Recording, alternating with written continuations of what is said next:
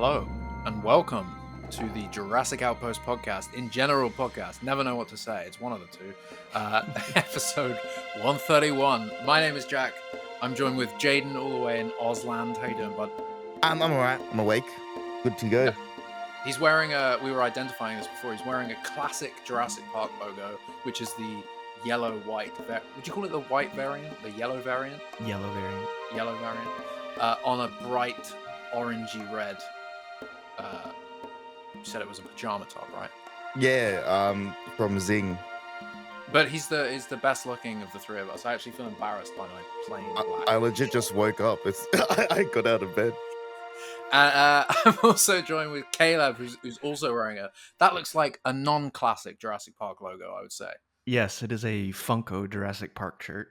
Oh, that's what. That looks cool though. Yeah. Yeah. It's got the T-Rex on the back. Okay, yeah. I want to see the Everybody back. who's watching on video. Ooh, okay. Look at that. I don't know if that was effective or not. No, that was cool. I think the reaction sells it for the people listening. No, good stuff. Well, I don't know. I'm losing my train of thought already. What are we talking about? We're talking about baby back ribs today. Jurassic World Rebirth is a movie that's coming out, and Frank Marshall is the producer of that movie. And what did he do this morning or last night? No, it was 2 hours ago. So I'll 2 say, hours ago. Yeah. Oh, this afternoon. What did he do? What did he do today? What's he done now?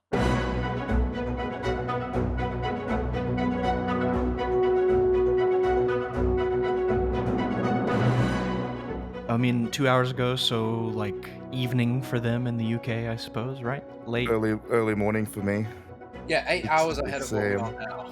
Yeah. Right. So he's probably like they're done on set for the day, taking this picture or posting this picture, kind of a situation, I guess. But anyway, he tweeted "anyone for ribs?" ? With at Jurassic World, at Margaritaville, and at Universal Pictures. I love he's just tweeting his like favorite accounts these days. Tagging them like me. He's just like, yeah. Margaritaville has ribs, right? Yeah. So there isn't much we can glean from the picture, but this is obviously props from a movie, from the movie, from any random movie. No, it's from Rebirth, but they're on the backlot of Sky Studios. Initially, when I saw the preview come through, I thought that they were on a boat.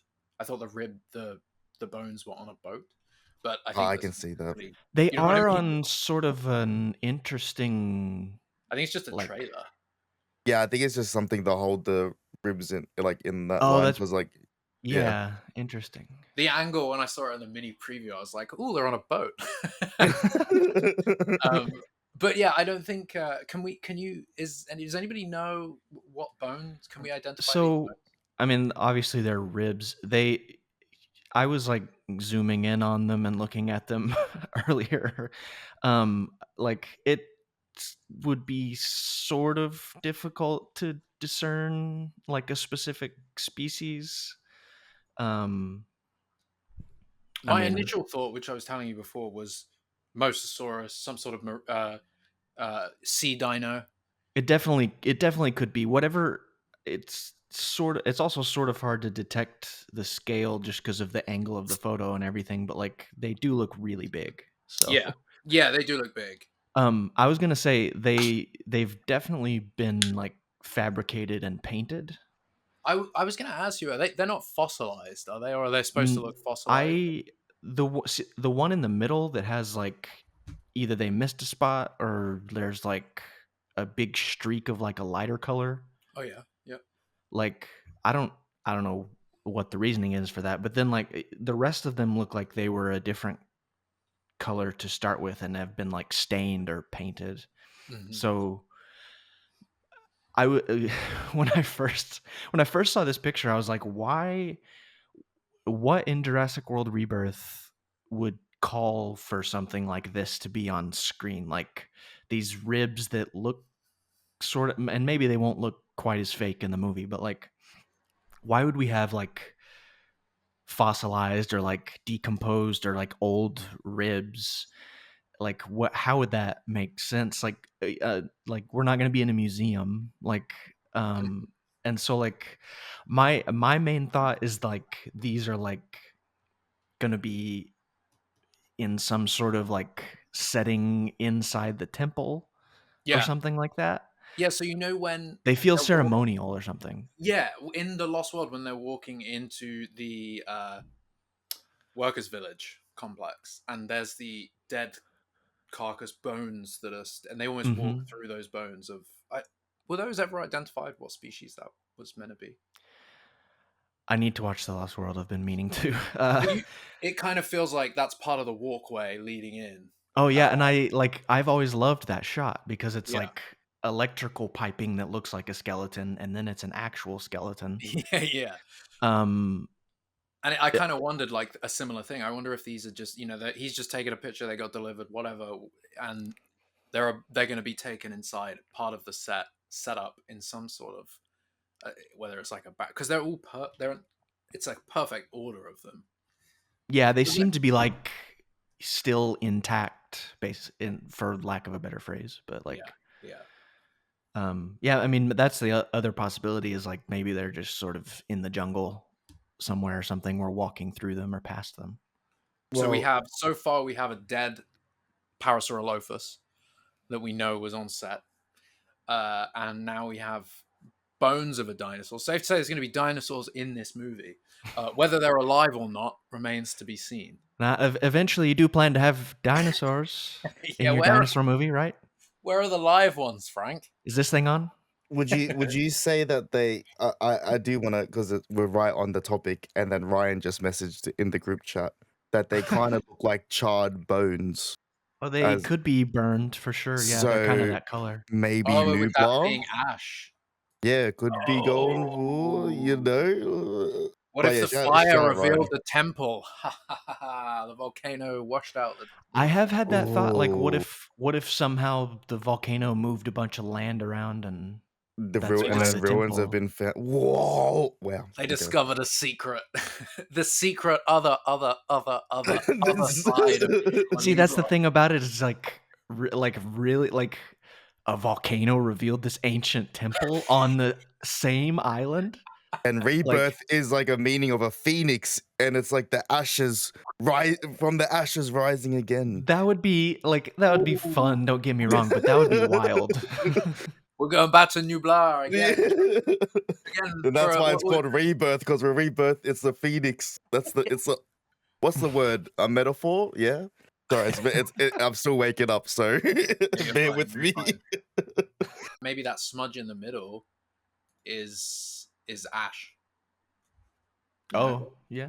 Because it's kind of the right color. Charcoaly, looks like a Yeah. bit crisp. Yeah. Interesting. But yeah, I thought that was a good point to bring in. We just got the message, so That wasn't the only picture that Frank shared. I mean, that's the only one he shared today, but he shared another a couple days ago. They were on stage 12.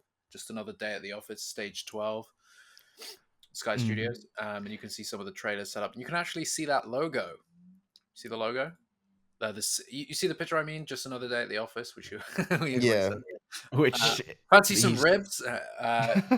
The one of the picture of stage 12. Can you make out that sea arrow logo? The sea. It's like a on the left side. Yeah. on the far left. Sorry, yeah. Yeah, it looks like a C and Which an A. that logo is on the vehicles. Is that the same one that's on the boat in the vehicles? Yeah, it's on the boat. What? Wow, look at your eyes, man.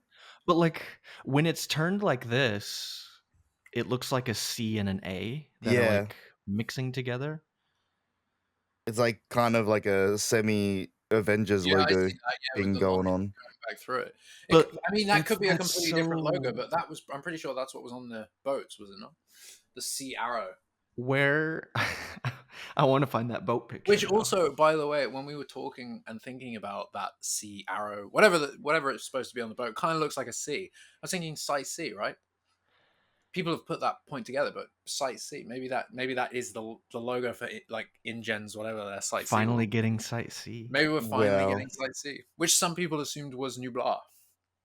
But I think, I mean, correct me if I'm wrong, but I the way it's sort of talked about, like Site A is Nublar, even though they never call it that. Site Yeah. B is Sauna because it was It's the It's the second. second It's the island. second, Yeah. even though I know they started it, but Wait, they didn't call it hold Site on. A. Are you telling me people think Nublar is Site C? I think there's been a long assumption for a while that Site C was, oh, maybe that was Nublar, because at times people thought when that was coming out, I think JP3 there was talks of it going to Nublar. Interesting. Yo, Alex is here. What's up, Alex? I wasn't expecting the immediate. You hear me? Yeah, we got you. We got you. You're in. You're live. I wasn't expecting the immediate reaction. We were just talking about Site C. What's Site C to you? Trashy JP3 marketing, I think. Yeah. Oh. Excuse me. But what was their logic to Site C? A different island. It's a really good question because Site B was what introduced in Lost World, which also introduced San Diego at the same time as a precursor to Nublar. So there's the argument to be made that was Site A, then Site B, making Nublar Site C, but it just always feels weird. It feels like the intention was for Nublar to be Site A. Yes. And you never know. The monikers might not have come around until Nublar existed, where they're like, okay, we've got these two islands relatively. Well, I say relatively close, 90 miles apart. That we need a way something to, like that. some Yeah. shorthand. It's the way I would like to think about it, because then you're following the film's chronology. Oh, it's very late here. I do apologize. Yeah, we're all over the place. Yeah, that's kind of what I was saying just before you came in. To me, it's like the way they introduced it kind of signifies, without them saying it, Site A is supposed to be Jurassic Park, the first one. But the San Diego thing actually makes a lot of sense. Maybe that's Site A, Yeah. and then thus rendering Site C would literally be Nublar, maybe. But is that not what it said in the JP3 marketing that introduced that whole surf to survival crap with the Site C logo? It said, Site C was Isla Nublar, which was supposed to be. I don't think it said that, but I have the Star. Hey, Jack, I found the photo of the boat that leaked from set.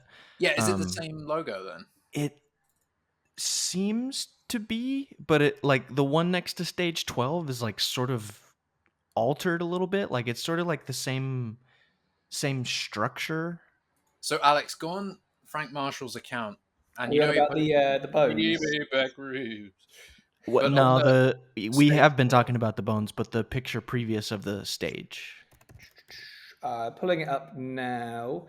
Just a little aside, I love that we're back at a stage 12 again. Stage 12 at Universal in LA I had was the same thought. instrumental in all the films. It was the visitor center. It's the largest stage at Universal in Los Angeles. So I wonder if it's the largest at Sky Studios. I wonder if they've sort of done it. I tried to look it up, but there's not much documentation on each stage individually themselves, unfortunately. Okay.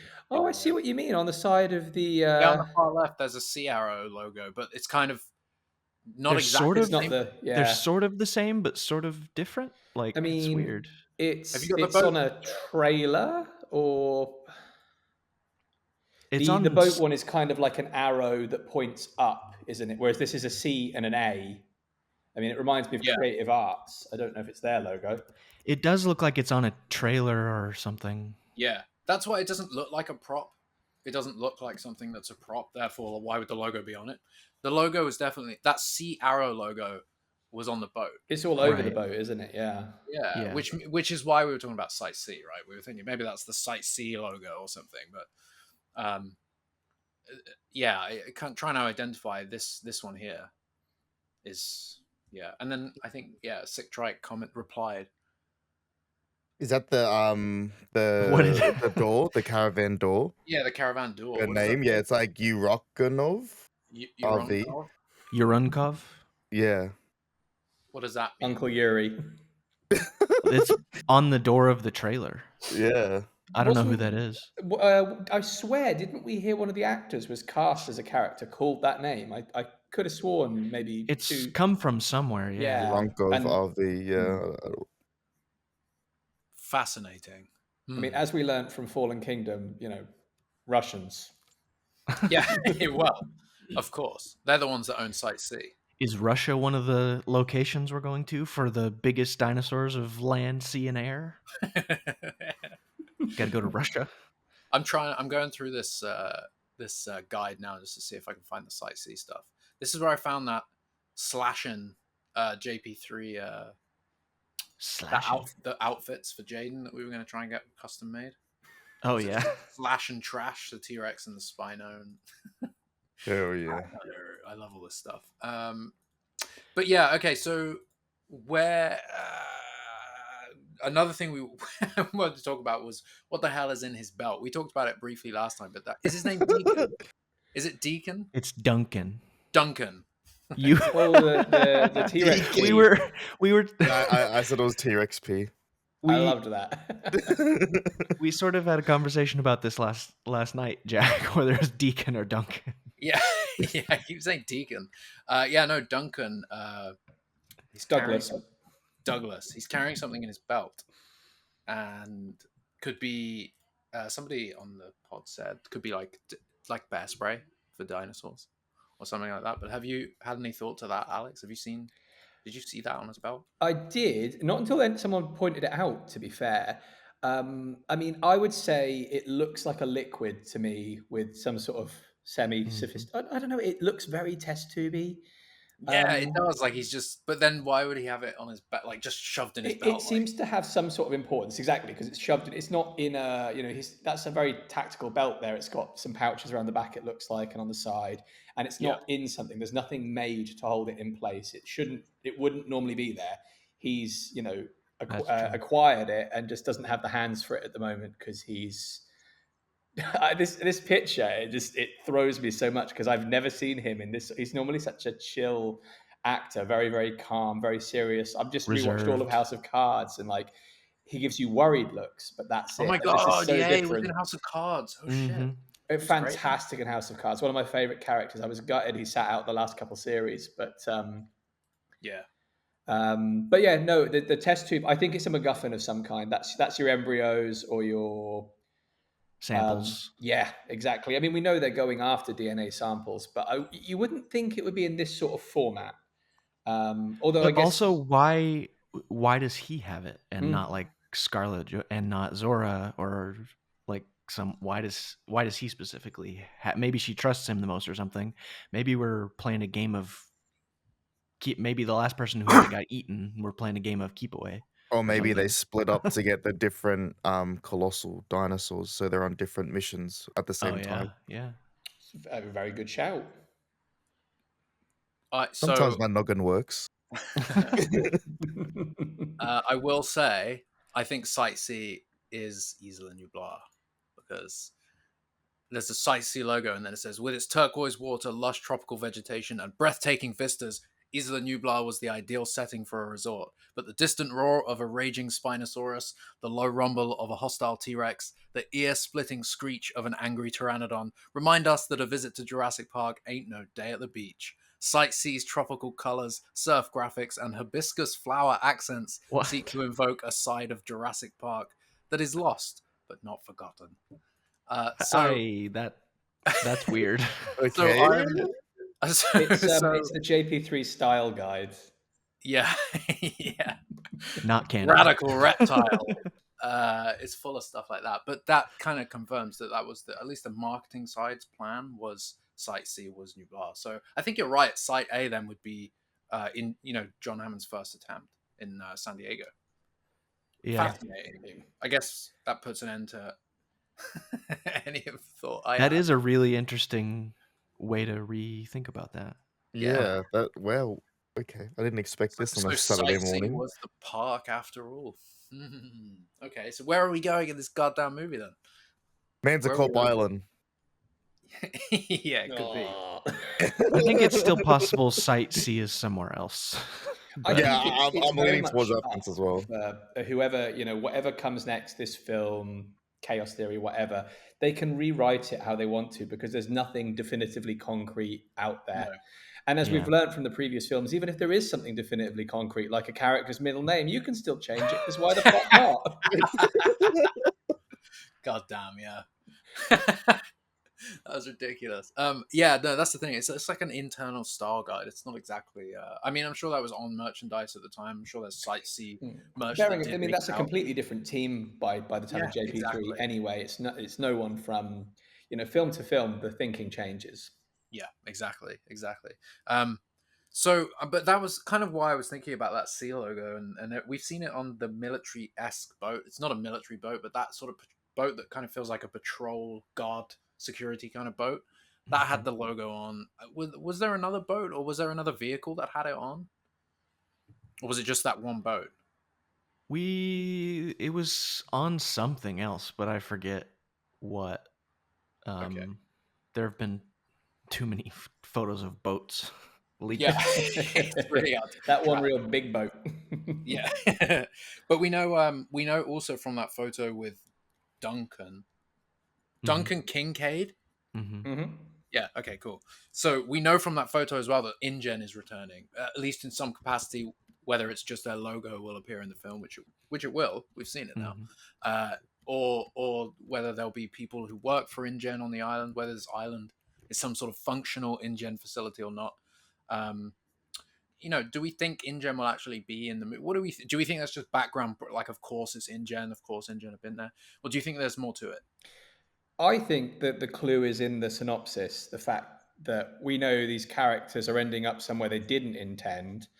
Does it literally say wash up on blah blah blah, something like that? But They all more end up telling, stranded, I think. it says unearthing a mystery, decades in the making.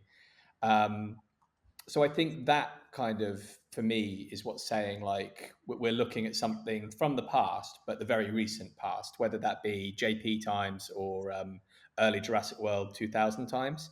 So I don't think we're going to see a functional InGen, at least not on this island, or it is an island. It says so in the synopsis, doesn't it? I think very likely we're either looking at something they were up to around the time they were bought by Masrani and Jurassic World was kind of establishing, or again something even earlier than that, but that has sat abandoned for this time, because we've seen enough stuff now that looks fairly abandoned. We've seen set pics that look to a degree abandoned. We've seen vehicles that look like they've been sitting around for a while.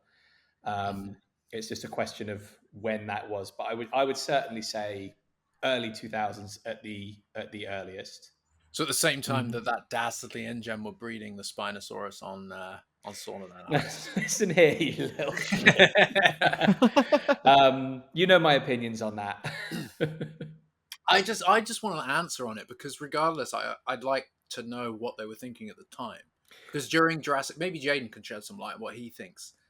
But so I don't know when we last talked about this, but I feel like InGen went back and did some more stuff after the Lost World, purely because there was a brand new InGen logo that hadn't been seen before.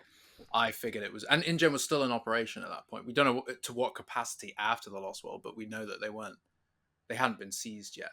And I'm talking specifically about the fact at the time we didn't know that. I know that documentation has been written since that sort of fills in. Oh, InGen was sold in '98, but at the time of JP3, my vibe, and I can't have been the only one, thought like, oh, this must mean they've been back and they bred the Spinosaurus at some point, like, or else we would have seen it in the Lost World, right? That's kind of the implication.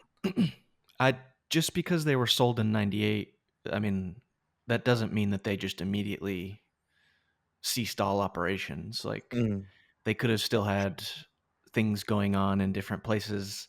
I mean, it makes a lot of sense for them to have been doing things in secret, whether they were bought out or not. And like, I don't know, I lost my train of thought, but like, we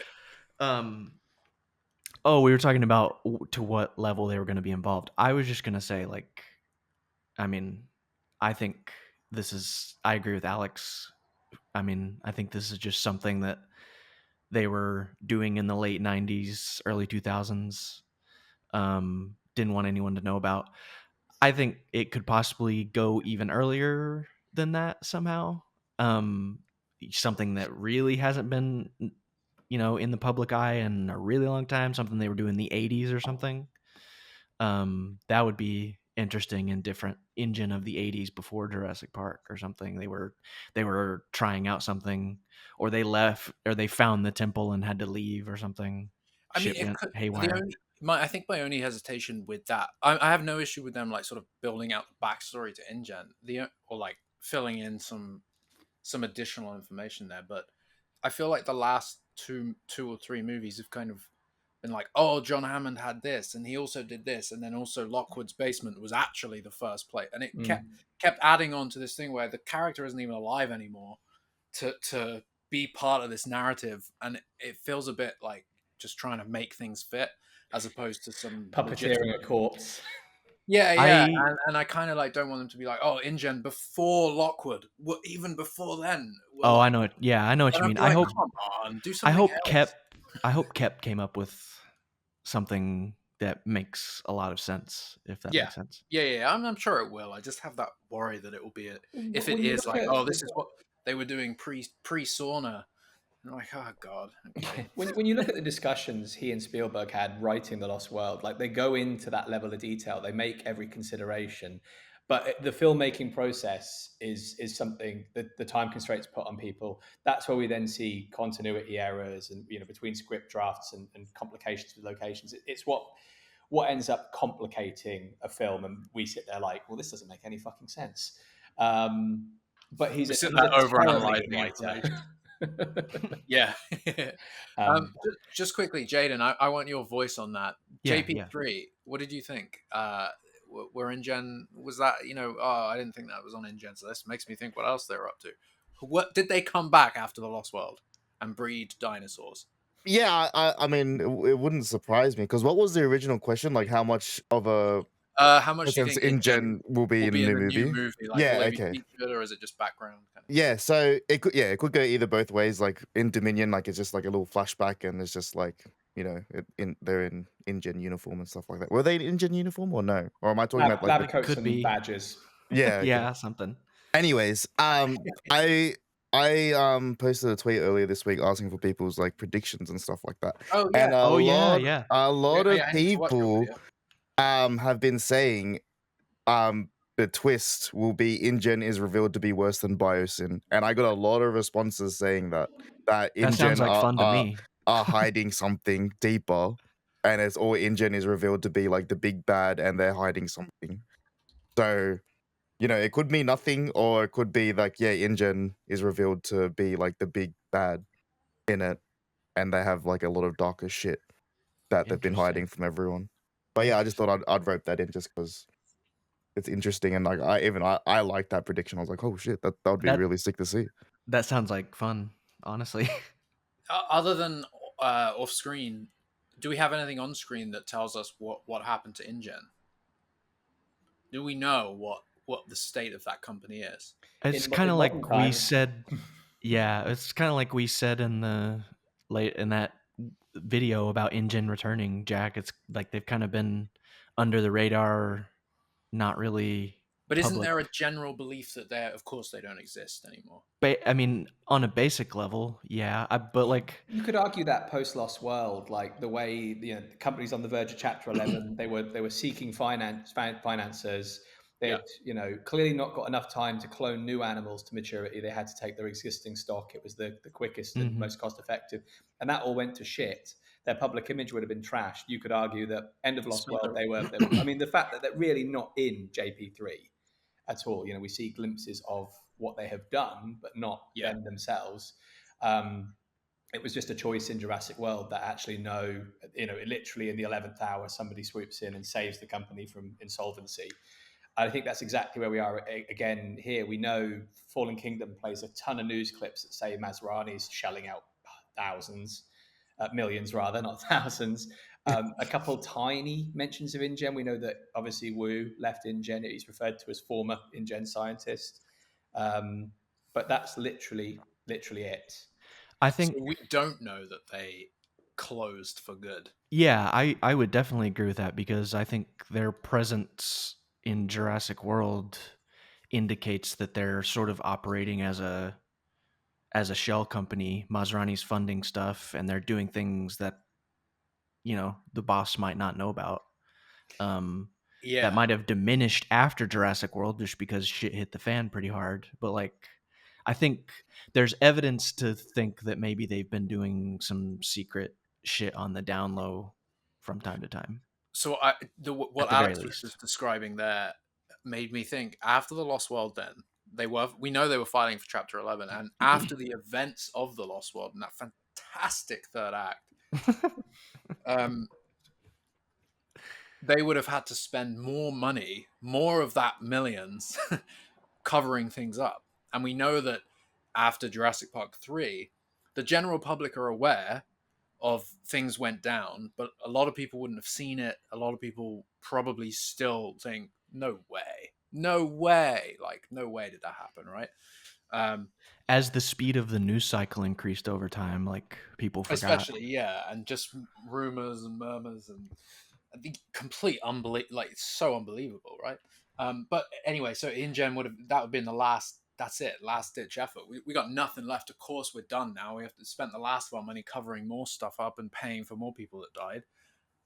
What if at that point, some research team, whatever InGen had going on, had discovered something in this temple that wasn't dinosaur related, it could have been, but maybe this was like some life altering something, and then they had to cover it up, but that kept the funding or something. You know what I'm trying to say? I'm saying it's been a secret project for a long time, like off the books or something. Yeah, maybe it was like when they were ready to be like, this is it, and like Ludlow's gone now, like this is the closing. I mean, they found something and the funding came back in. Like, I don't know, the investors were like, ooh.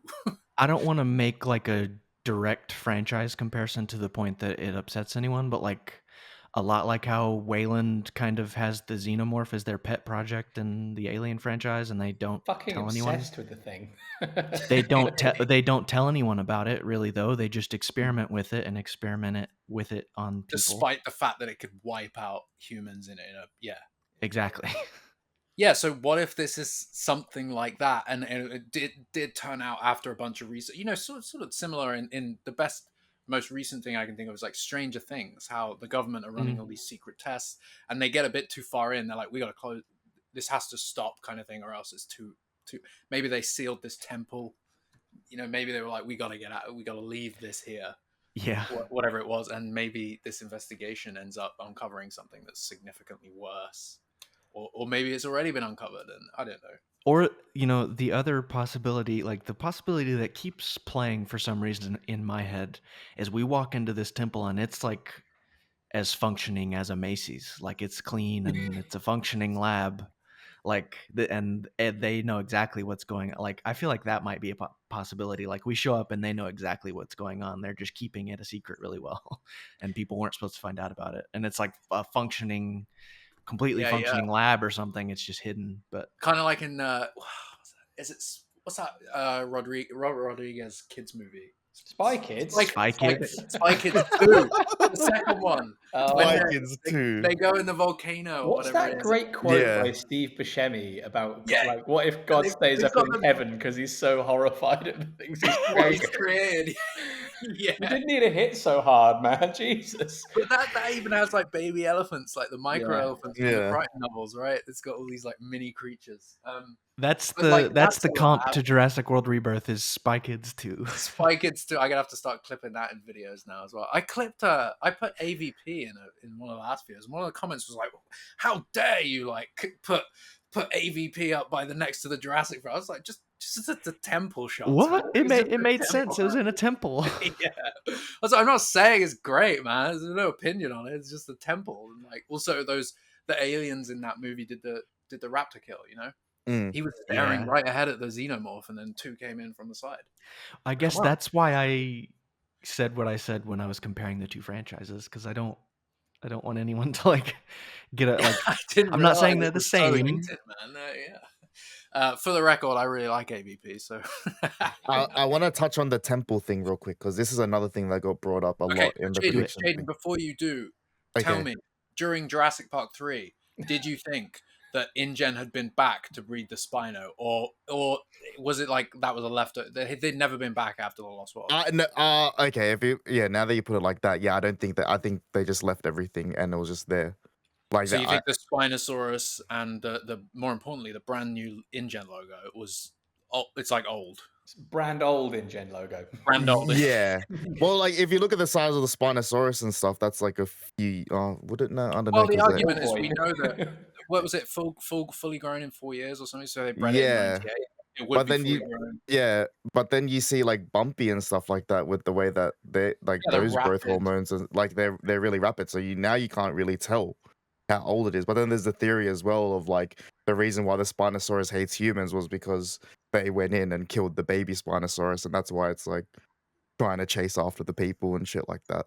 There's that rumor There's that theory. Yeah, I think the or theory. more accepted one is like the plane clipped it, right? Yeah, there's that one as well where it So clipped it's its like, like yes. actual fin. But yeah, it could be because you hear the gunshots in the jungle before, and then Also, you it probably and then you see all the like blood. But yeah, I don't know. it probably like grew up somewhat in captivity, and then like shit hit the fan with InGen, and it's just been the only Spinosaurus on this entire island Yeah, for 4 years, and What's it's that pissed quote off. from Owen in Jurassic World? That animals raised in isolation don't always have the most stable blah blah blah blah blah. yeah, something Why like, the Indominus is so fucking crazy. yeah. yeah. So, I guess I don't know. Just it all depends on like the growth rate then, because yeah, it makes sense if it took 4 years for it to reach maturity, because then that's 1998, right? And that means that they But could so left it. you didn't think at the time or anything like, oh, this must mean InGen are bad. Like that wasn't your view of watching JP3. No, my view was that it was just left. Like shit hit the fan and they just left it. More experiments. Okay. I didn't think they went back and did more shit, especially the way that the labs left in the condition and stuff like that. So that's my initial thought.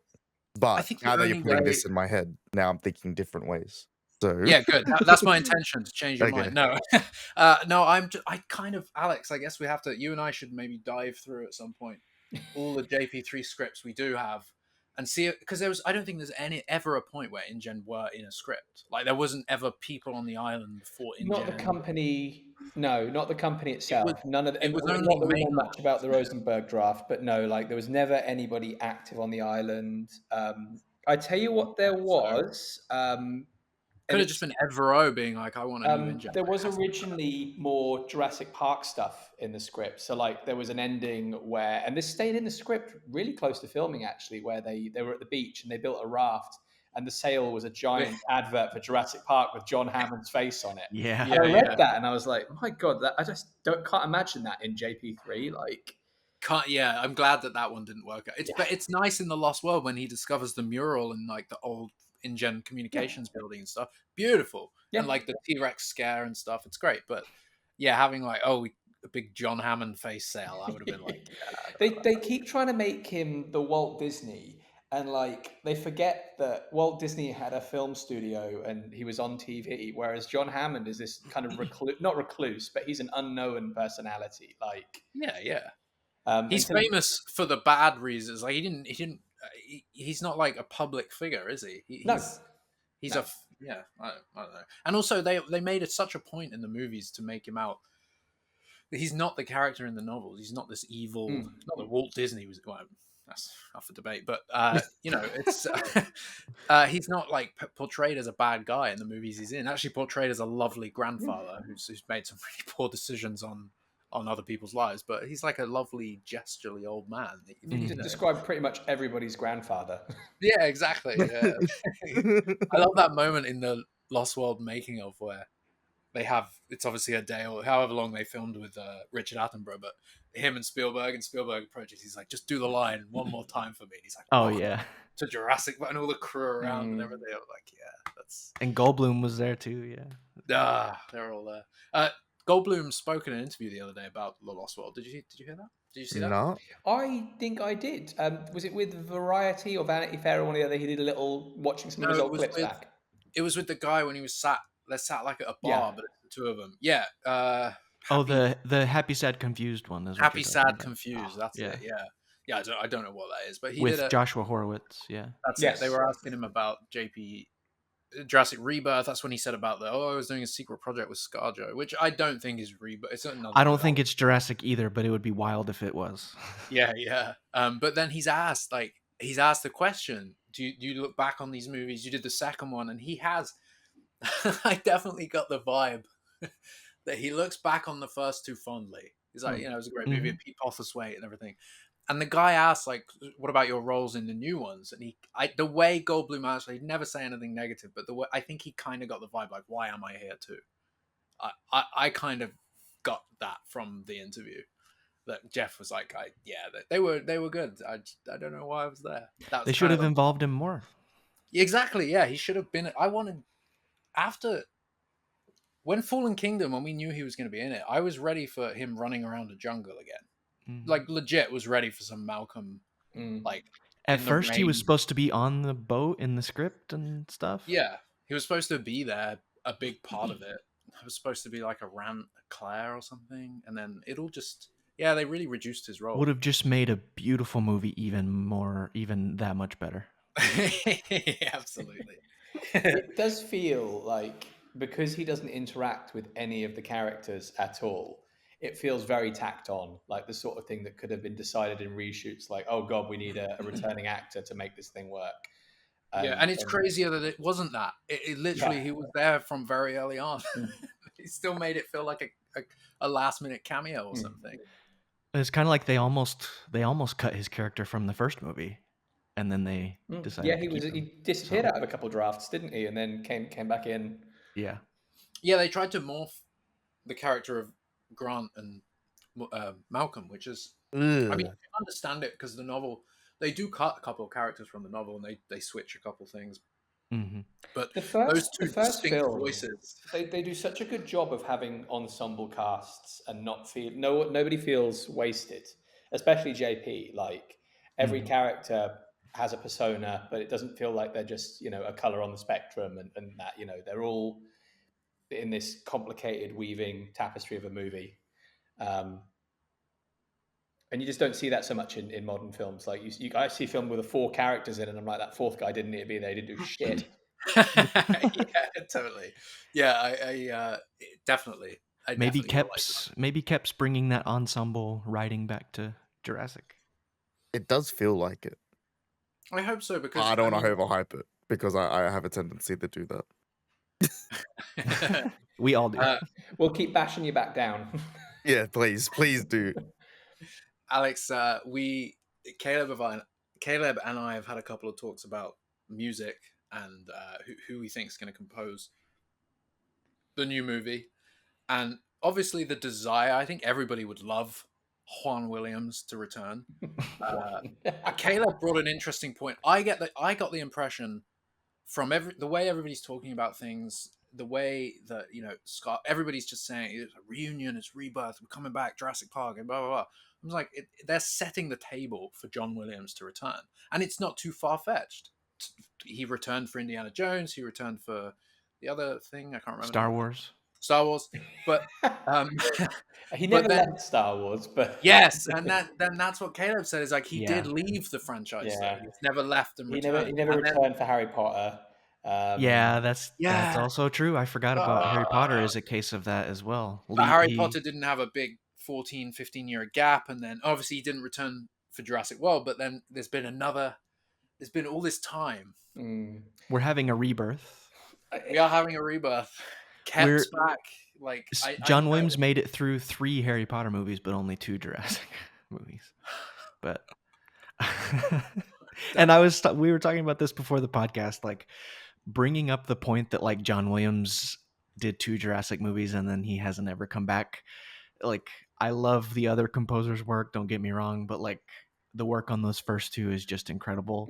And it sort of makes me sad that he hasn't come back to Jurassic, because it sort of indicates that maybe he, like, part of him doesn't really want to. Yeah. And so and maybe it's his agent saying, oh, this movie's not gonna, if his agent, somebody's telling him the movie's not going to be great, or like he just doesn't want to do that many sequels. But then you see him come back for things like Star Wars and never skip a Star Wars, but like after a long period of time, he came back for Star Wars. And then after a long period of time, but not skipping a movie, he came back for Indiana Jones. And that one wasn't Steven Spielberg directed. That's true. It's a different director. But he still kept on. Yeah. So I mean, Whereas JP3 obviously. yeah, that was another thing with JP3 is a new director, etc. Like, and all like, you know, as we've alluded to on this podcast and almost every podcast, like all the production and script shuffling and issues. So like that can make people back off for sure. If I remember correctly as well, there was a scheduling conflict with Jurassic Park 3, with John Williams and JP3 Oh, anyway. I wouldn't doubt it. He was AI, maybe AI, I think it AI was probably. Yeah, deep that makes sense. and yeah, so Which is another Spielberg thing. Yeah, exactly. Yeah, but follow the masters. But he missed a memo on Joe Johnston there, so I think there is merit to what you're saying, though, Jack, about it's possible for him to go back. I mean, Spielberg's been involved all this time. He's not directing anymore, but he still comes back to like have a direct creative hand. Money, of course, yes, but like he also owns the thing, so he kind of wants to make sure it's going well, I guess. But like Koepp coming back after all this time, like that was something way out of left field for me. I never thought in my lifetime that would ever happen again. He's And had a I handle don't on a lot more. I mean, he was in the writers' room on JP3. He's on the screenplay Right. for Dominion. He did rewrites and stuff like Yeah, that. I He's know. been back. I didn't ever think he would like come back and outright Yeah. write a Jurassic movie. So like that just made my brain explode. So like that's an argument for John Williams coming back because like I don't think he will, but it's possible. Mhm. Yeah. Who do we want to score this movie? Well, I was just going to say, what was the extent of his actual work on Dominion? It's really hard to say without seeing the different drafts. But I mean, the fact that his name's on the screenplay is usually quite telling because they will 100% drop you if they feel like your contributions aren't retained to the final product. The fact that we don't see his name on the movie doesn't mean anything because sometimes that's contractual stuff. Yeah. But so the sort of like the quote unquote shooting script has his name on. Yes. Yeah. Literally, the continuity draft has his name on. So you've got Colin and Emily Carmichael. Yep, and then Koepp. No, you've still got Connell. It's Derek Connolly, Jaffa and and Silver. Story. Not Jaffa and Silver, I don't think. And Lindsay something Carnes, who I can't think what the hell she wrote, came on with at the same time as Koepp, did some writing, and yeah. So another either Spielberg or like studio pick kind of thing. Yeah, it seems to be. We need some help shaping this up. If that's how they were looking at it, maybe literally, as many people have assumed, there was a DX or some sort of virus in the story initially that had to be swapped, and because of the state of the world at that time, they were calling in favors from all angles, being like, how the hell do we take this out the story without... We know they reworked the Russia stuff because, half of that made it as far as the marketing material before they were like, okay, this is a really bad time to be doing this story. I mean, it doesn't seem... And then who knows what effect the pandemic... I mean, to be fair, the entire scene that should have had Lowry in, they didn't even rewrite it. They literally just gave the script to Justice Smith and said, like, read these lines. We changed nothing. So when he's saying like, oh, when the park debt went down, a load of us got recruited, you're like, that doesn't really make sense. We saw you like 3 years ago doing this. You haven't immediately jumped from A to B. Just lazy writing. Yeah. Well. Yeah, interesting. Okay, well, I know that Koepp was consulted and stuff. I did not realize his name was on the script. That does not bode well for Rebirth, I should say. But I'm kidding. He's probably. I'm assuming it was a lot of tidying up, swapping and replacing, and maybe there was a plot line or something that had to be completely flipped. So it was like, you need somebody fresh. Maybe Koepp came up with the locusts. I think they know that Koepp knows what he's doing, and like I think they decided to further build the creative relationship going forward after Dominion with Rebirth, and not with any of the other folks who were writing before. I suppose. So I mean, I don't know. He's the best voice for Jurassic, I suppose. That's all I'll say. So Yeah, I agree with that, and I think we've talked about this before as well, but I definitely get the vibe that maybe, I think during the strike and everything, people were obviously writing. I mean, that's how it works, right? Uh, Koepp was definitely writing Rebirth during the strike. Yeah, yeah, yeah. but I definitely feel like that. I feel like this movie has been in the planning probably long before Dominion came out. Oh yeah. I definitely think Spielberg was already on this movie while Dom was maybe in its last bits of filming. I have a feeling him and Koepp had come up with this idea a while ago, And that's why we're moving so fast. and that's why it's so fast. Yeah, and I don't think like obviously we know the director came in really late. I'm not saying that the filming is still, it's short and they've got a lot of time to catch up. Well, they've got a lot of things to catch up on, I guess. Before it's under a year, it's crazy. But yeah, I definitely feel like this story was concocted a long time ago. And I feel I like love that in the press release and the synopsis, they literally say the enduring Jurassic series evolves from in an ingenious new direction with Yeah. Jurassic World. But the literal pat on the back there, like it might as well say Spielberg called us and he had a really good idea, and we were like, yeah, let's fucking do that. I yeah. think Koepp had the good idea and told Spielberg and was like, "Yep, let's do this." Kemp's like, I've got an idea for Jurassic Park 3. If you're interested. I've got an idea for I don't know how to word that. It's the third Jurassic trilogy 3. I have an Yeah. idea. Jurassic Saga 3.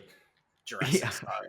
You know what? I have not seen a good name come up whenever somebody tries to replace Park or World with something else. There is not. You can't. I don't think you can find anything better. You can't do like Jurassic City. Jurassic. Okay, fair. That is a good title, and I think I think they should use that. Maybe the next one should be Jurassic City, and it's set in San Diego, and it's just a big dino outbreak. It's just It's There are really ways that cool. city can work. It's just an extended version of the San Diego incident. It's just an Yeah. hour-long version. Side of the Just- San Diego just incident release you've it. never seen. Yeah. Turns out there were raptors sneaking into San Diego. Wasn't that in a draft or something that there were raptors that snuck off the boat, Something Yeah, like that, I remember yeah. seeing that ages ago as well. Like, migrated down, like they basically escaped the city and migrated down to Costa Rica or something. It was kind of the thought to it. Go to warmer climates. Let's do it. But anyway, going back to the composer thing, like if not Juan Williams, if not Mike Giacchino, who would you like? I like the Chaos Theory guy. I know I said this before, Leo but I really like. Berenberg. I really like that. I even because I'm not really educated with composers or anything like that. But I did like the Chaos Theory guy. I think that was the first time where I actually was like, wow, this music like really fits. You know what I mean? Like, I said it here again, but the rock climbing scene in Chaos Theory, like the music behind that was just amazing. So yeah, but I don't mind. It is a rebirth, so I don't mind seeing a new person that's already like been in the franchise in some retrospect. But yeah, That's true. John Williams or whatever, Juan. I would like to see him though. But yeah, if we can't, then get someone new. I agree about Leo Berenberg. That it's the credit score, the credit track. Yes. Yeah, that's good as well. Oh, I groove to it. I'm like, Yeah. this is so JP. Yeah, it's like The credits ominous. music is very Hitchcock to me, Yeah, like Bernard it is. Herrmann. It is. Yeah. And his score for the first, I mean, I can't wait for the second season, but like his score for the first season was pretty fantastic. Like it's great. Mhm.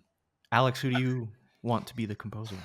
You know what? I had someone in mind, and I'm drawing a complete blank right now. And I'm so I've just gone through my Spotify recent listens to try and figure out who it was, because I feel like I heard a track recently where a composer was using someone else's pre-existing themes in a new film. Yeah. I can't think. I mean, I can't think who did it, but the latest Alien film had a great score. It was Benjamin Wallfish. Yeah, he did a really good job. And that called back to Aliens, Prometheus, yeah. Covenant, but in such subtle ways that it wasn't ramming Alien it down 3. your throat. Any Alien 3 callbacks in that score? Not in the score, but they might want I to didn't ring the notice bell. any, but it was it's crazy that he called back to Prometheus. When I heard that, I was like, "Oh, What a wow." great way to do it as well. Like, and I Yeah, actually let's really not. I love. don't want to spoil anything, but yeah, It was the perfect moment. It was completely warranted.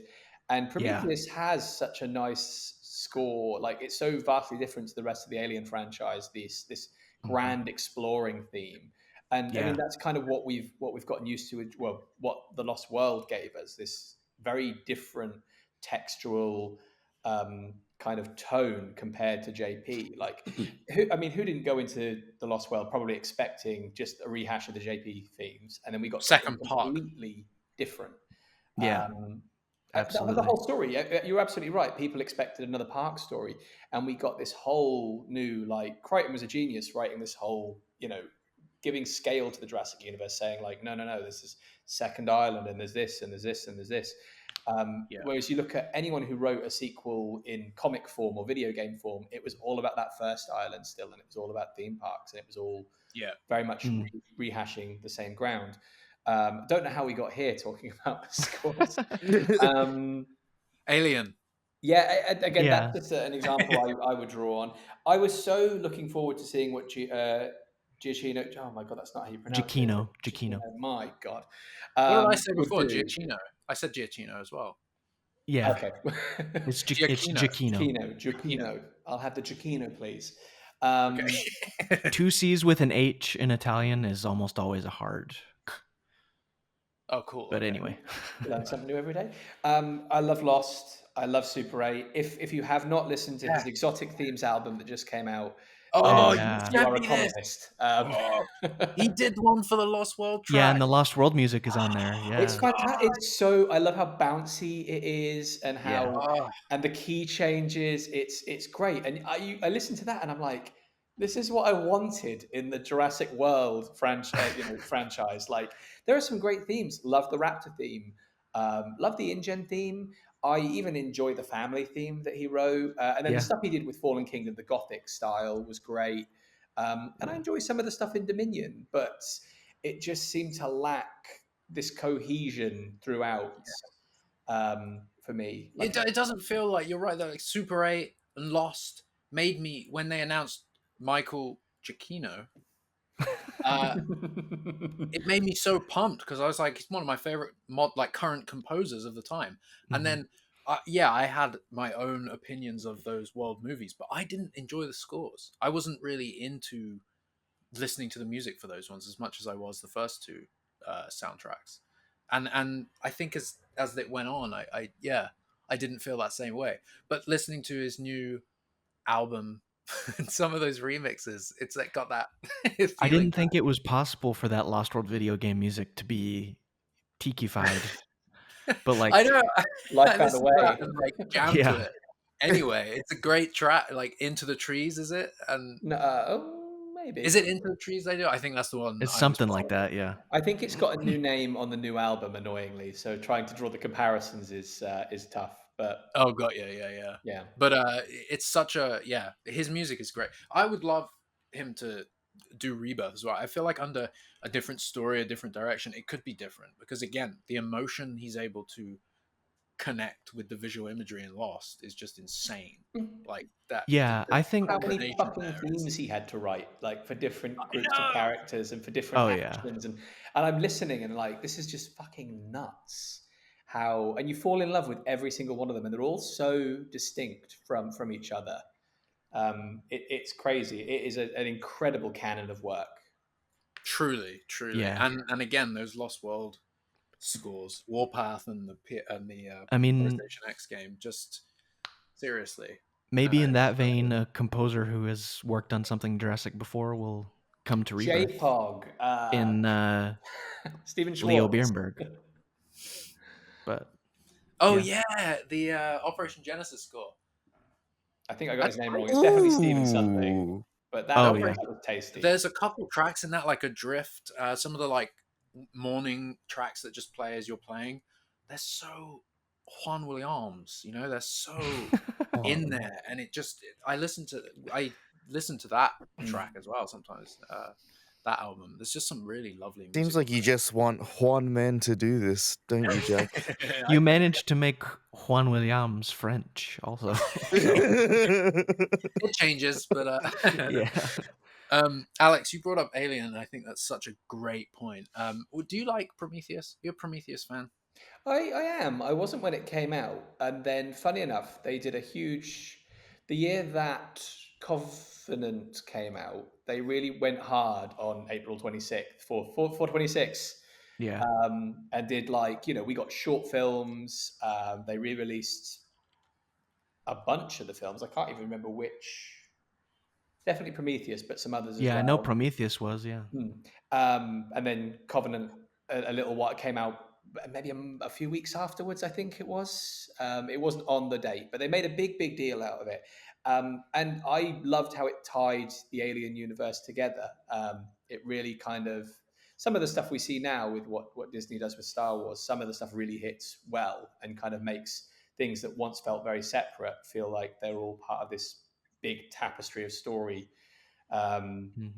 Yeah, I like Prometheus. I do. I really like Covenant. It's not a perfect film, but tonally, it's creepy as fuck. Yes. And it's nice to have a film that wasn't in space. Like, it's a different. I don't think people appreciate enough that we're on a planet. Like, we don't get that very much in no the franchise. And you're right. It does have issues. I just rewatched all of the Alien movies and watched some of them I hadn't seen 4, and I hadn't seen any of the AVPs or anything. I watched it in complete chronological release order, and I just finished Covenant, and I loved Prometheus and Covenant, but watching them in order with the other Alien movies made me disappointed in what they ended up being, because they really weren't. They're very different to the first Alien. They keep coming back to that first Alien, and it's kind of like, I don't think they'll ever be able to capture that again. They'd never be able to do the same thing in a sequel or be able to capture that level of fright. It just isn't possible. Because it was completely unexpected. Completely. Nothing had gone that graphic.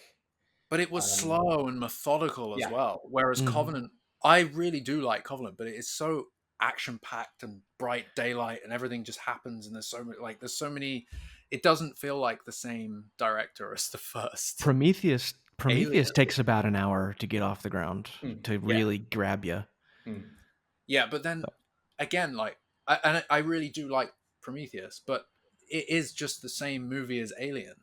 It just is the same sort of they land, they go in, an egg. All right, the thing attacks them. That's the argument with Jurassic, though. Yeah, but it's not the same part, but it is doing the same kind of thing, right?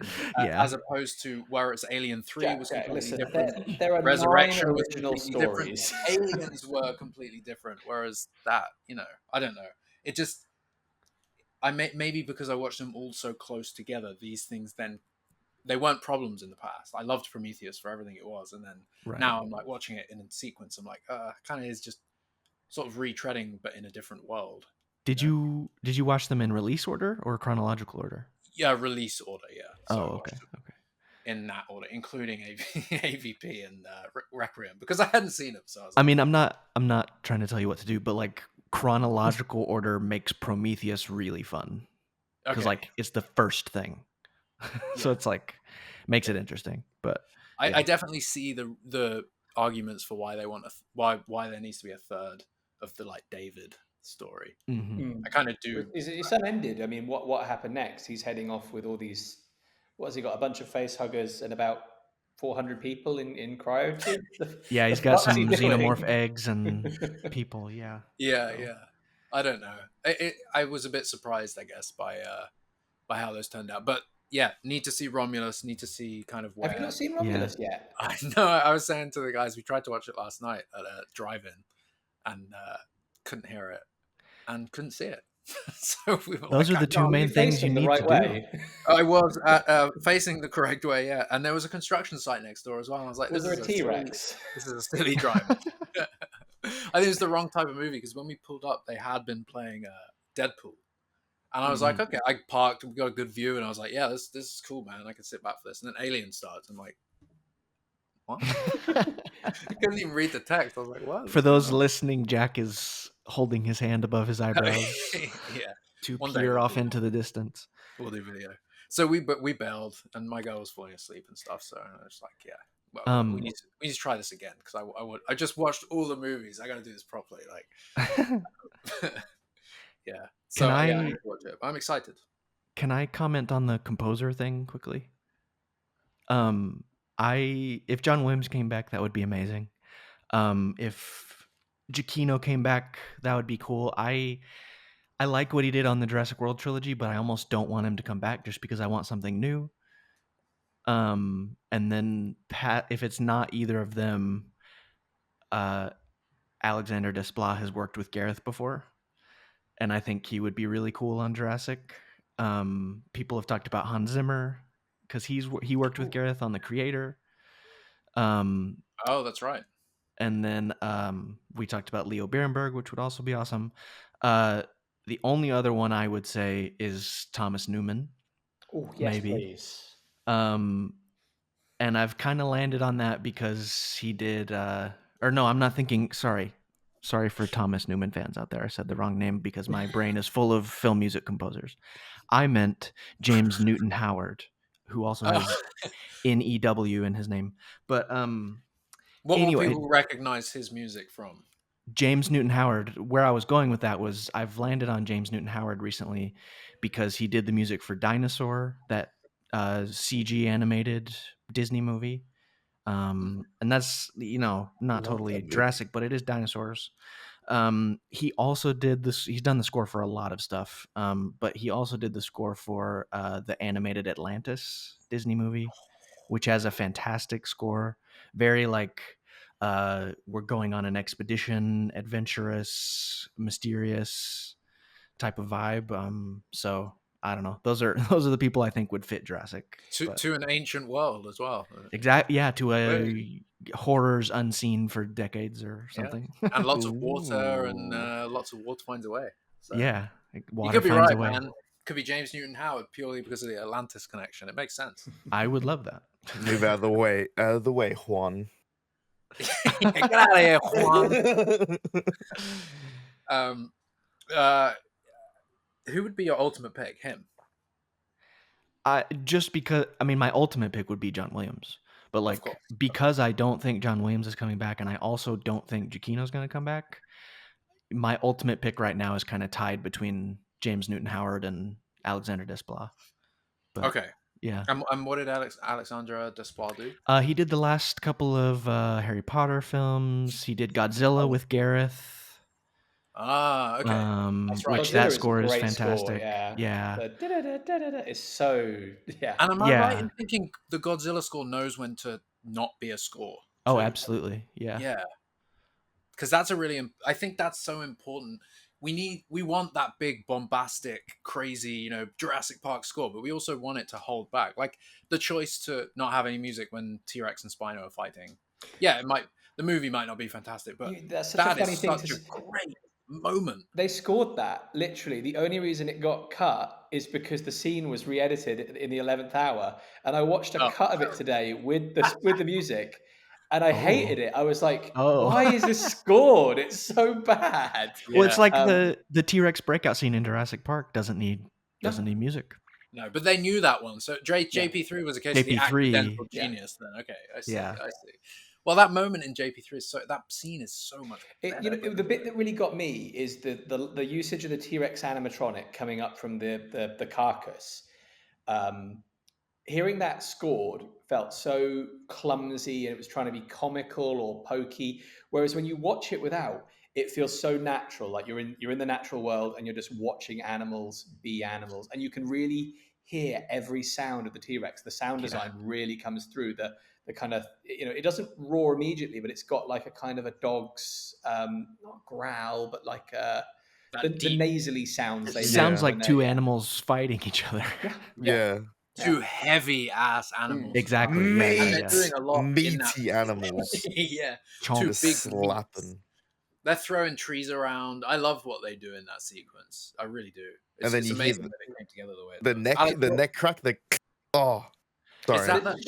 That is a great shot. The only thing I found rewatching it that I'd never felt before is I think there's a problem with the sense of scale with how that scene's shot. They don't feel giant to me because we remove any sense of scale from the scene almost immediately. Get the humans out of the way, other than the shot of the foot on Grant. But we've got big Yeah. trees that, if anything, make the dinosaurs feel smaller. And the camera work, and this is a big criticism I have with the Jurassic World trilogy as well.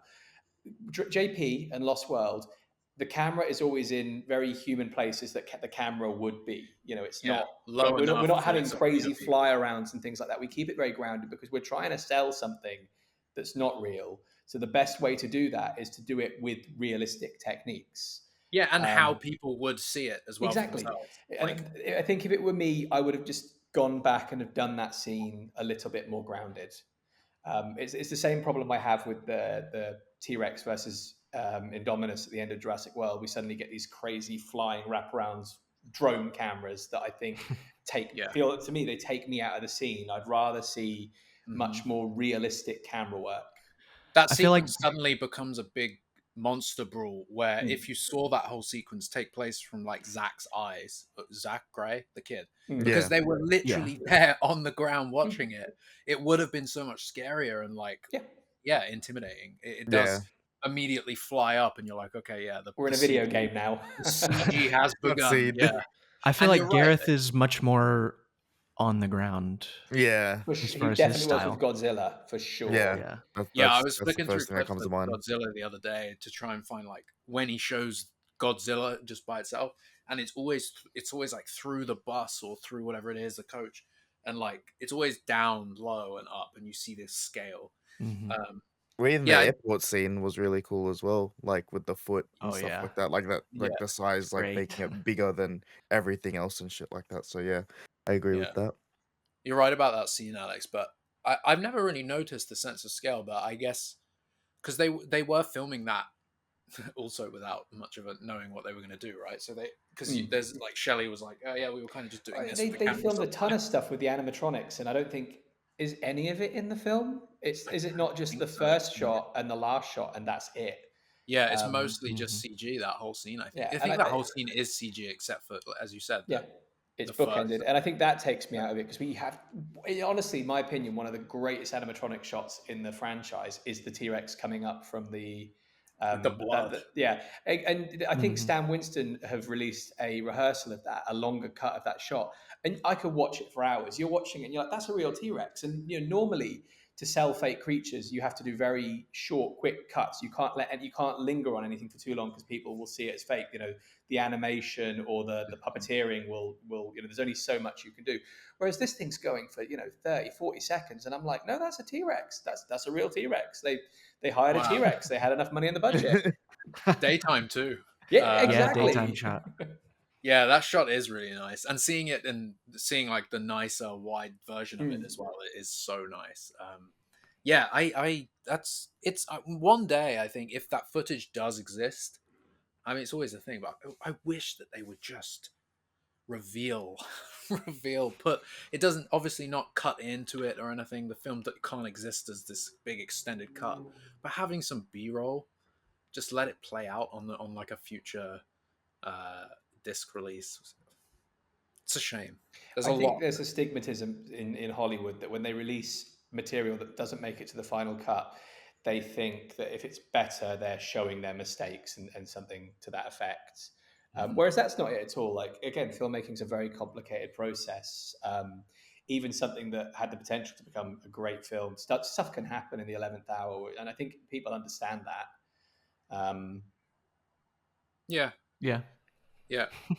I feel like the Lost World, the only movie that has quote unquote deleted scenes from it is the Lost World, in the first three trilogy. Sorry, because I know Jurassic World, there's deleted scenes on the Blu-ray, right? We see Claire cover herself in poop. Yeah, there's a few deleted scenes there. But of the first trilogy, there's only that movie has deleted scenes. But it was only really because you found this out, Alex, right? That was weirdly I did, but it was written on our website, which I didn't know. It was for the TV cut, but it turns out that those scenes were kind of put in as part of that contract as like, oh, it's an extended The Lost World only on this TV channel, right? Yeah, it's something to that effect. Was it Fox? So the Lost World had the first extended edition of the Jurassic franchise. Yeah. It literally was. They paid to be able to be the first to broadcast the film, and they marketed it as, oh, it's the new extended edition with more scenes, and people tuned in thinking they were getting more dinosaurs, and they got, When you really know, it was a boardroom scene and a bar yeah. scene. And the weird thing was, it wasn't Had a even the good fight there. entire boardroom scene. They cut the boardroom scene in half randomly, which Yeah. seemed like an odd choice. And it does break some of the edits. Like, when you watch the film and you read the script, what confuses me, what was the intention? Because, you know, it's literally written that we were supposed to see Mama Bowman screaming, and it was going to dissolve over one of the board members or Ludlow yawning. And you see Which that at you the see beginning in of the scene. you see it in the scene, but then it actually now cuts to Malcolm yawning, and obviously they filmed him doing that. So was it the intention at the time of filming to have the opportunity to pull this scene out, or was that shot later, or how was that available, or was it just pure coincidence that they managed to film two different scenes that began with yawning? Yeah, The yeah. best match cut in cinema history. Yeah.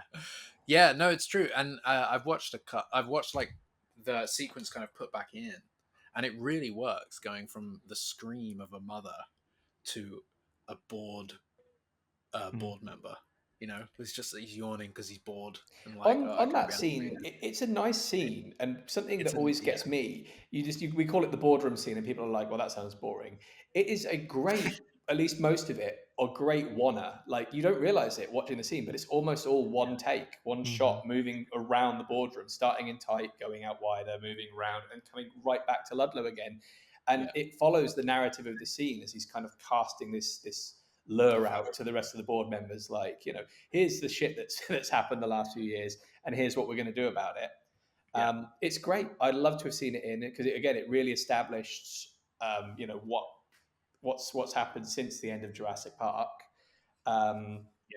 And It tells you what's happened to the first island and everything on it, whether that's lies or not. It's a and company that's full of I tell lies, you but what, it's 100 times better than a BBC news clip or a now this yeah, whatever the fuck yeah. that was. That's why I hate those movies. Release the Lost World extended cut. Release it. I've Somehow. got They a need to feeling fucking release it. we'll never see it, solely because the rights. I've got a feeling it's a rights issue, because Fox paid however much it was for this cut. They must have some proviso over the home release of it, and now it's with Someone Disney. needs to rip it when it's on cable or something. Okay, Caleb, talk to me in about half an hour.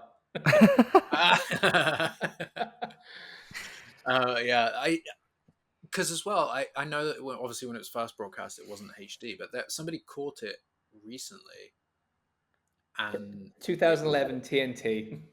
TNT, right? And it was in H. Those scenes were in HD or somewhat upscaled or something. So it does seem like that's still at some point in time that was still a process. They were aware this was still a. Gotcha. They still have the extended rights version. I really, but even that, we know that there was loads of stuff filmed of Nick Van Owen pulling gas lines and like letting all the other dinosaurs out and so doing a lot of damage to the vehicles.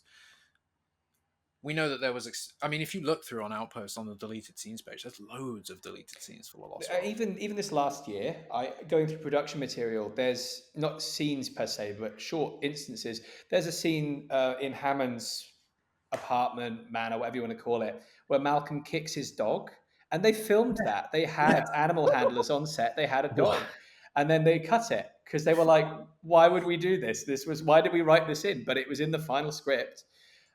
There's a scene where at the last campsite, Malcolm has a conversation with Kelly about marrying Sarah, and they cut that out completely. The veterinarian character we see with Burke, there was a scene where he dies. They cut that out. They actually filmed that. There was some material released at some point in a TV spot for that, but that was cut. There's tons of the movie still somewhere. There's supposed to be an unloading scene on Isla Sorna, but instead we got that quick rewritten scene by David Koepp on the boat, and then it cuts to them already driving on the island. But yeah, a shot which was recreated in Fallen Kingdom. True, yeah. But that's what I mean. It wasn't just stuff that they had planned to shoot. They did shoot a lot of additional material, and that does happen in movies. There's a lot that ends up just on the cutting room floor, pacing and otherwise. But if that stuff still exists in some official capacity, which a lot of people think it doesn't because of that Universal fire, I always felt like there was that big Universal fire, but Steven Spielberg and Amblin, sure, he's got a lot of stuff there, but surely Spielberg would have a vault himself with duplicates of all of his own stuff. I mean, I would. I would have my own film He's got reel he's got an somewhere. iMac from the 90s with a desktop full of little like .mov files labeled like JP version Floppy 2. Da, da, disks. da, da, da, and ABCD Direct cut. QWERTY. Yeah. Just one day I really do hope that the tide turns, whatever happens, and we're able to see those kind of extended stuff. Even if it's just shots, I'd love to see that extended conversation with Eddie and Malcolm when they're setting up the vehicles or something. There's like loads of stuff they apparently filmed. Even Dieter had that. I don't know if this was filmed, but wasn't there a whole The welding track? yards. Yeah. Nick, Eddie, any personal effects you'd like me to send to your loved ones? A perfect movie. Before we go, let's talk survival.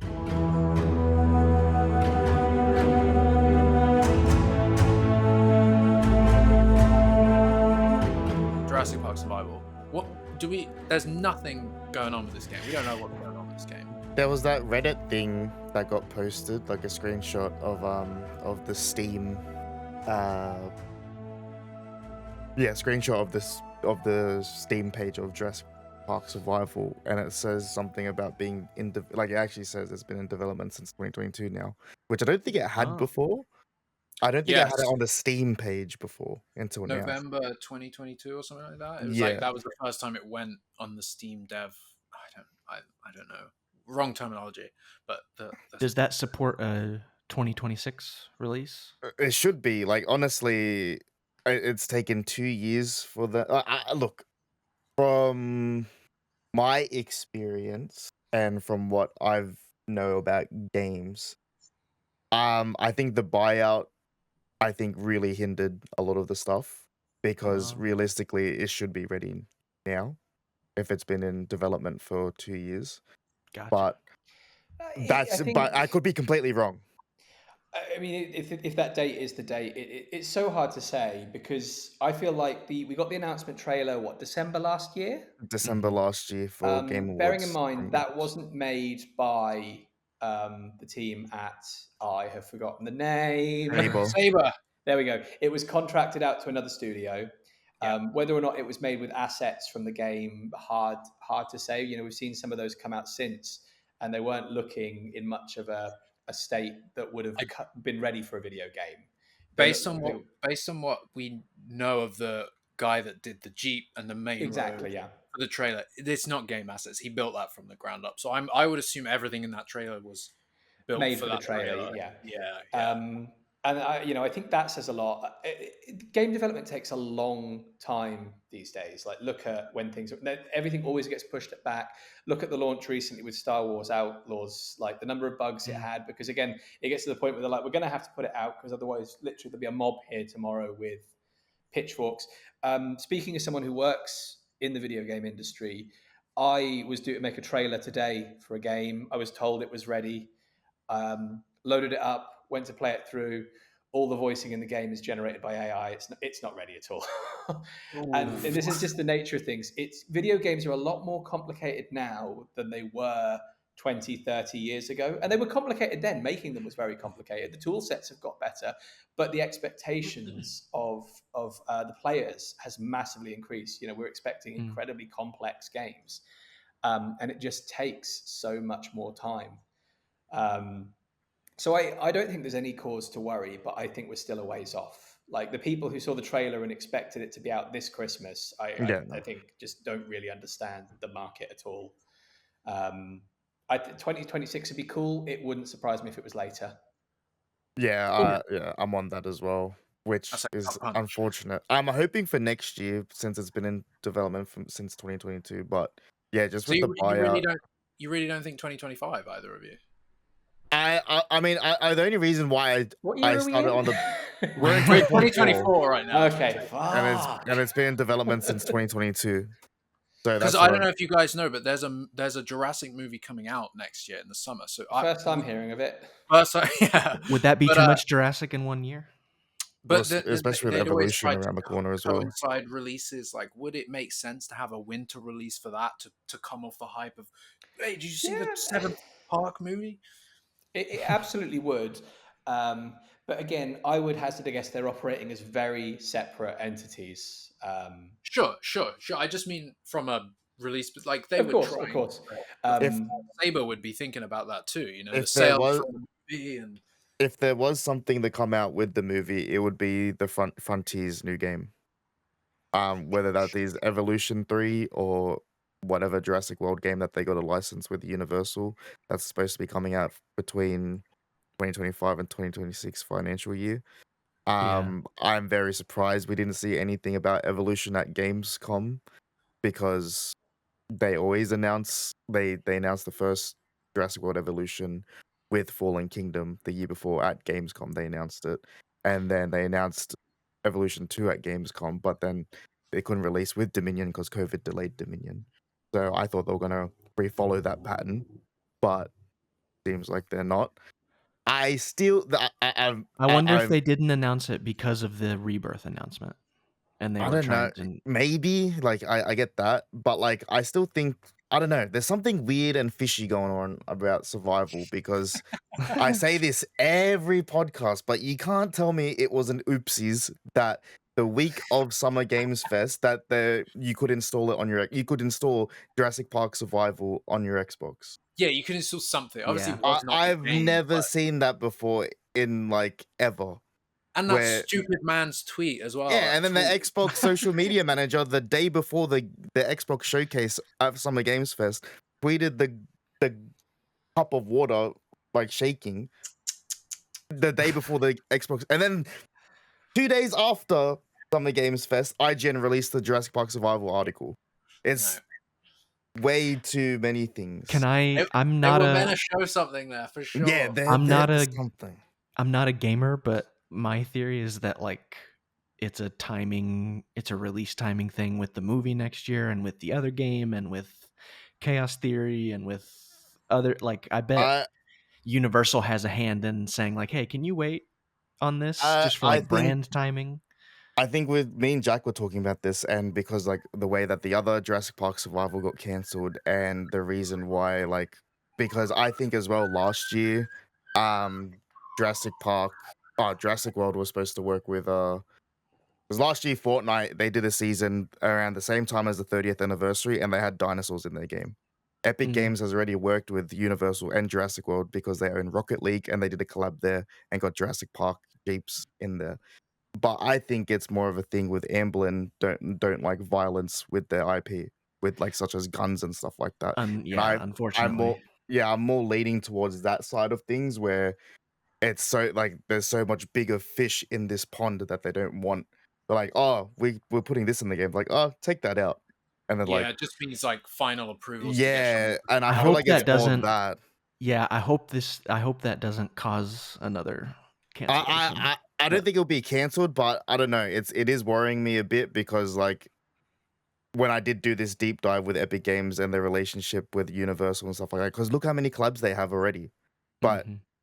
like Jurassic Park has a history of not liking guns with their Jurassic IP Mhm. and stuff like that. So I don't know if that's what's causing delays. The last chance we have of seeing anything games related is at the end of the year for the Game Awards, a year after Jurassic Park Survival got Is announced. that the So same in December, like December 4th? December, yeah, December, the first week of December. So that's where, Oh, first week. Mhm. Okay. yeah, I'm pretty sure it's like the first 2 weeks. Yeah. And that will be like the last chance we can see something I happening feel like if they before. don't show something there a year on from the announcement trailer, is that like a weird thing to not show? They should If have they, at least an update of just saying, hey, even like just something, like Even not, just I'm in not, passing or something. yeah, well, yeah, just a at that passing point, I comment or feel like something like that. people might be more curious to see some gameplay, because it's not just thinking about, or how is it when you run with Maya? Like, what does it look like when you're playing the character? Like, we Yeah. want to see like, do the dinosaurs have AI? Is it like, is it smart like the Xenos in Alien Isolation? Mm. You kind of want to see like they're not just monsters on a set path on the island, are they? Or kind of want a bit lead into a bit of that. Maybe show us the weather or something.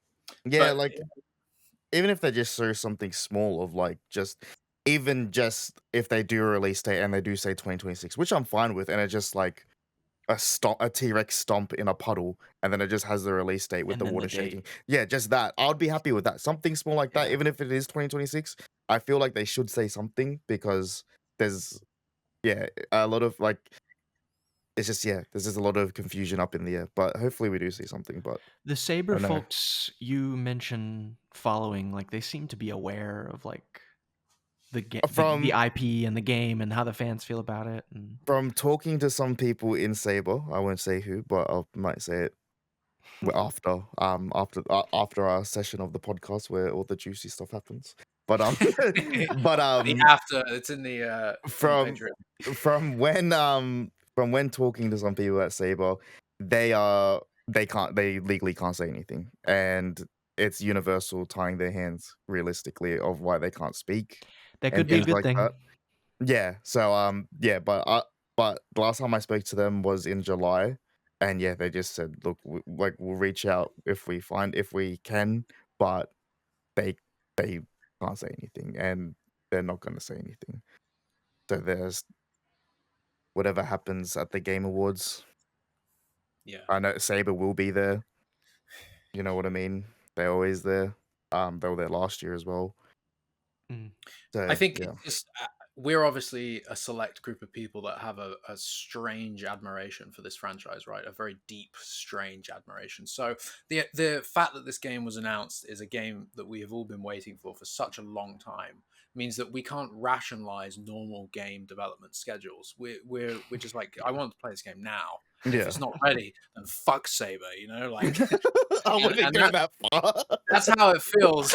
I'm just like, where the fuck is this game? And like, we need to let them do it, but it's hard because it's so promising. They got so much to live up to, and this is what we've wanted for such a long time. It's insane that this hasn't happened already. It's insane that we haven't had a game that's allowed us to go back and just explore those islands for ourselves in like a Lara Croft sense or whatever it might be. It's wild that this is like so many years on from the first movie. They're I like, think oh, there's an argument that the franchise is in a really solid place that is allowing for that game to finally sort of happen, hopefully. mhm. I Yeah. know I know we brought up in the past as well, like how with the separation between the Jurassic World IP and the Jurassic Park IP. But I'm very surprised that they haven't done anything more with the Jurassic World IP because especially like with the generation with video games and shit like that, like I putting my marketing head on, I would think they would do something other than Jurassic World Evolution, like a open world game, but using Jurassic World.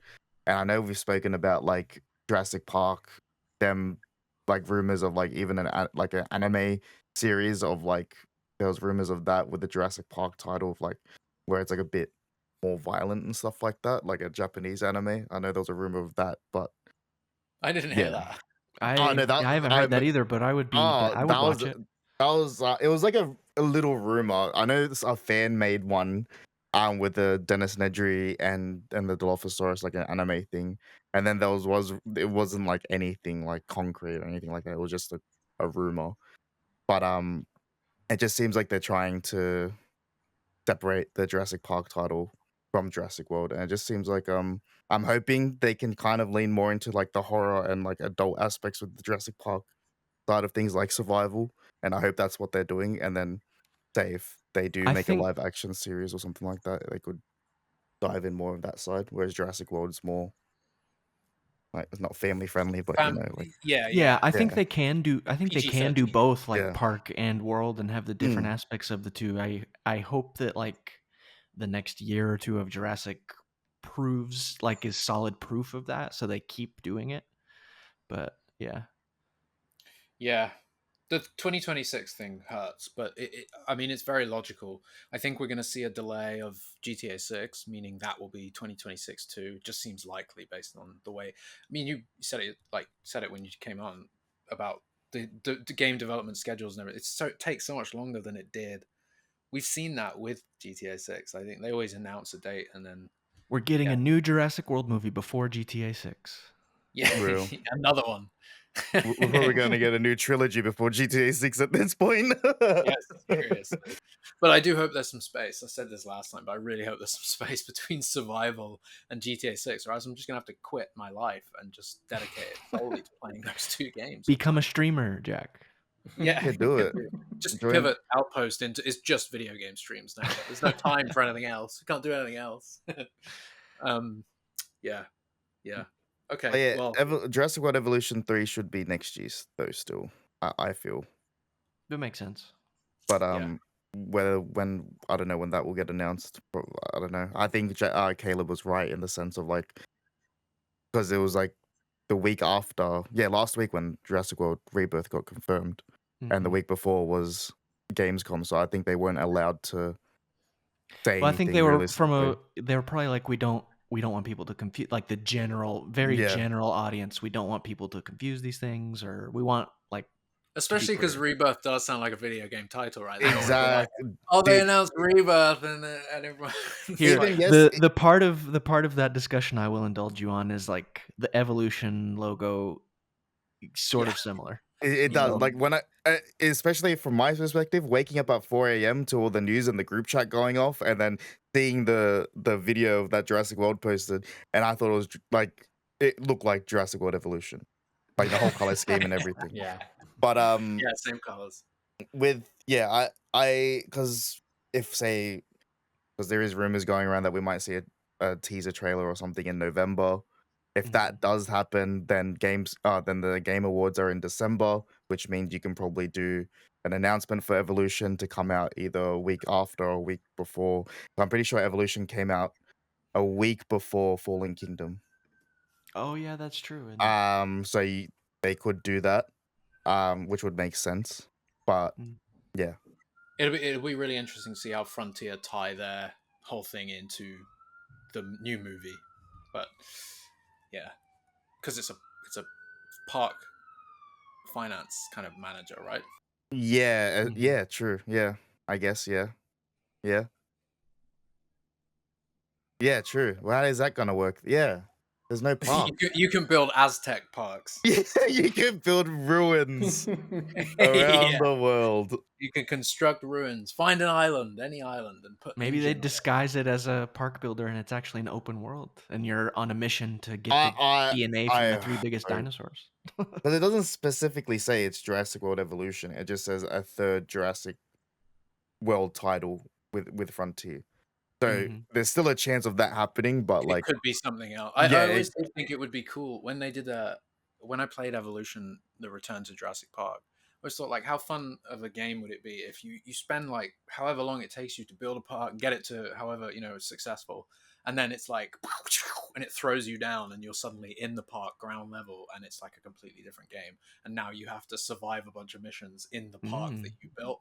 I'd be like, that would be fun because you could always go back and it'd be a different game every single time. Would be one thing that slightly I would love to see for a Jurassic game is, I don't know if you guys have played Far Cry, but especially with what Chaos Theory has done with like dinosaurs in like in the mainland and like The wild environments. Yeah, the wild environments. And Far Cry, you have to stop the big bad. Like, so you have to go to different sections of the world to then get to the big bad. And it could be like the underground dino market and stuff like that, from what Chaos Theory has like opened up and shit like that. And I think it would be really cool, like a Far Cry game, but with Jurassic. Well, there was Just Far doing Cry. that. Which Far Cry had the Sasquatch Yeti tie-in thing? Was that 3 or 4? It had like a DLC that was a Bigfoot hunting Yeti. I would say 3, because 3 had a lot of DLCs. Okay, so I could be completely wrong. I played 3 and 4, but I think around that time, whoever the developers are of that game, whoever they were, they ran a poll somewhere. Maybe it was like IGN or something. It was like, what would you want in the next Far Cry? And one of the votes was Jurassic Park style dinosaurs or something like that. Jurassic Park style dinosaurs. And Ubisoft. like the most voted, everyone was like and then there was all this fan discussion of like, what about a Far Cry Jurassic game? Because it kind of already sets itself up for that, as you said. Yeah, well, I'm a Ubisoft creator. Like, I'm part of the partner program and stuff like that. And I have said so many times, even when I've gone to the Ubisoft office in Sydney, I'm like, come on, like you guys had the King Kong Make a game back in Jurassic the game. day. I was like, let's make a Jurassic game. I was like, you got Far Cry there. It's all there. Just do something. You're like, I'm not leaving the office until you guys commit. Yeah, because Sign it was really cool in the office. I wasn't allowed to take like photos or like record or anything like that because they have projects and shit. But yeah, seeing the 2005 like King Kong stuff that they had was really cool. Oh man, that's a PS2 game, right? Yeah. So Oh. that was really cool to see and stuff like that. But yeah, like even like you could do so much with this franchise and just different games and stuff like that. Look at Star Wars. Look how many games they have. Even Outlaws. Like I know there's a bit of mixed opinion out there, but at least they're still getting something. You know what I mean? And it's something different. And you know, I think that hopefully in the next 10 years where we start getting into that, even if we do start making games and they're not received well, at least they're trying. And that's what Well, I want to see is just efforts expanding the Yeah, franchise and shit. True. I think it lies on survival in a way. Survival kind of has to be successful for us to for Universal and other even developers to think, actually, yeah, okay, we could do a Jurassic like this. We could try it this way. Definitely. I think if survival is successful and it doesn't get cancelled before it's coming out, before it comes out, then I think if it is successful, it comes onto the wider market. Everyone's like, that new Jurassic game is really good. I think we'll start to see a lot more in that sphere, because you're right. There's like, you could even tell a game like you're a veterinary person on Jurassic World in 2015, a month or a week before the disaster. You have to do a bunch of stuff, and then the Indominus Rex. Use your veterinary skills to survive. Yeah, exactly. There's certainly things there. Well, any final thoughts, guys? Alex, you have any final thoughts before we wrap this pod up? I mean, there's just still a lot coming down the pipe. Like, it's a good time to be a Jurassic fan. Yeah. It's hard to deny. What is the thing you're most excited for out of the, I guess, out of the movie or the game? I mean, you've got the movie, you've got the game, you've got Chaos Theory season 2. Season DOS. But I think it's the movie. I've always loved Gareth Edwards. I've been, you know, we've all been praying for him to take a crack at this, and him and Koepp together is a really, really interesting combination. So, and you know, the fact that he was going to take a hiatus, and this was the film that, you know, convinced him not to, you know, speaks volumes. So it's got to be the film. Totally valid. Jane? I think because it is the closest thing, but like not because it's that. But I'm really excited for Chaos Theory season 2. I think from what they did for the first one, of the first season, it really blew me away. Yeah. So I'm pretty excited for that. Obviously, I'm excited for the movie, but I think I know like there's still like not much we know about the movie yet, so I don't want to overhype it. But I think with Chaos Theory, we know where it's kind of going, and I'm just excited to see what happens. Games, yeah, I'm excited. I guess we'll see what happens at the end of the year with Gamescom. I mean, with the Game Awards and stuff like that. But yeah, other than that, I'm just excited in general. Like Chaos Theory, yeah. What about you, Caleb? I think the thing I'm most immediately excited for is Chaos Theory. More of that world, more of that series, and that music is going to be awesome. And then the movie, I'm so excited for the movie. Mahershala Ali, whatever mysterious substance is on his belt, that like no one saw on the first pass of the photo. I know. Even in our analysis video, just nothing. Just like InGen. See, yeah, it says InGen on the side of that poster. It was like flare. Yeah. But it's a great time to be for a reason. So yeah, it's a great time to be a Jurassic fan for sure. I'm really excited. That's a good note to end on. Thank you for joining me, guys. Thanks, Alex, for jumping in. I didn't think you would. That's great. And everybody else, thank you for listening to the InGeneral podcast. You can go now. Goodbye. Subscribe. Goodbye.